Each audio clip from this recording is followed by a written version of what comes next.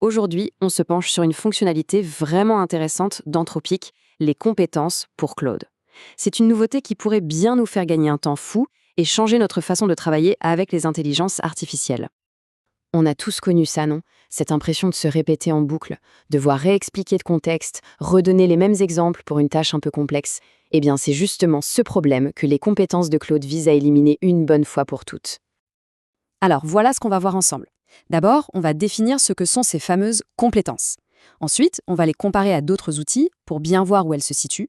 Après, on regardera un peu sous le capot pour piger comment ça marche.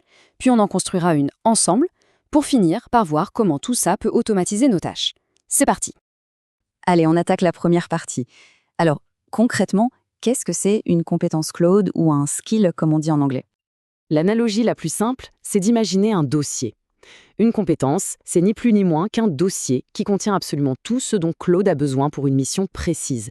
Les instructions, des exemples de code, des données de référence, tout est là, bien rangé, pour transformer Claude en véritable spécialiste sur ce sujet. Prenons un cas d'usage tout bête, créer des gifs pour Slack. Au lieu de réexpliquer à chaque fois comment faire, la compétence créateur de gif Slack contient déjà tout le savoir-faire. Il suffit de demander un gif et Claude sait immédiatement comment s'y prendre sans qu'on ait besoin de lui redonner le mode d'emploi. Ok, mais là, une question se pose. En quoi c'est différent des projets ou des sous-agents qui existent déjà?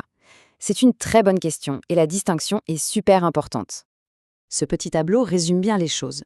On voit qu'une compétence, c'est une procédure qu'on peut réutiliser. Un projet, c'est plus un espace de travail. Et un sous-agent, c'est une instance déléguée.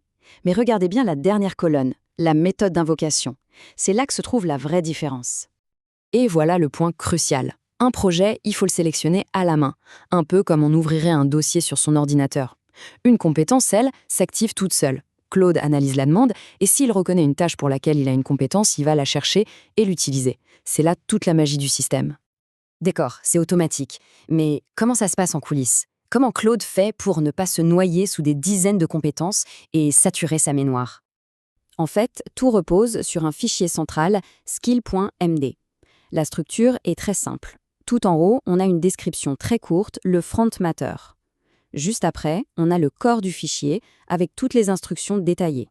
Et à la fin, des liens vers d'autres ressources comme des scripts ou des fichiers de données. Et c'est là que c'est très très malin. Quand une nouvelle tâche arrive, Claude ne va pas lire toutes les compétences en entier. Ça prendrait trop de place dans sa fenêtre de contexte. Non, il scanne juste les descriptions rapides, le fameux front matter. Une fois qu'il a trouvé la bonne, et seulement à ce moment-là, il charge le reste des instructions et les ressources. C'est super efficace. Bon, on a vu la théorie, maintenant passons un peu à la pratique. Voyons comment on peut se construire sa propre compétence de A à Z.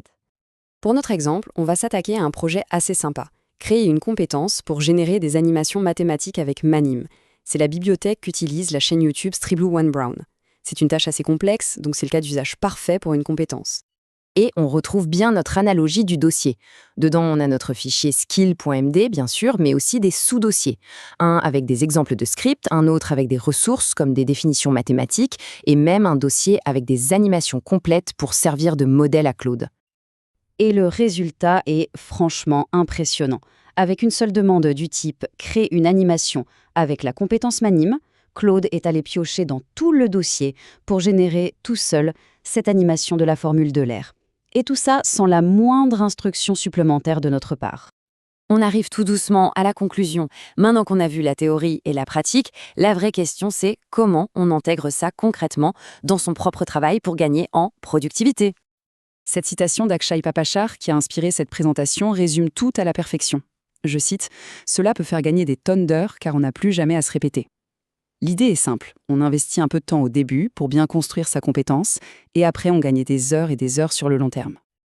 Et pour se lancer, pas de panique, on ne part pas d'une page blanche. Claude a une compétence intégrée qui s'appelle « créateur de compétences ». Et oui, c'est une compétence pour créer d'autres compétences. Elle nous guide, elle pose les bonnes questions pour nous aider à structurer nos idées et elle génère même le squelette des fichiers. On arrive au terme de cette explication.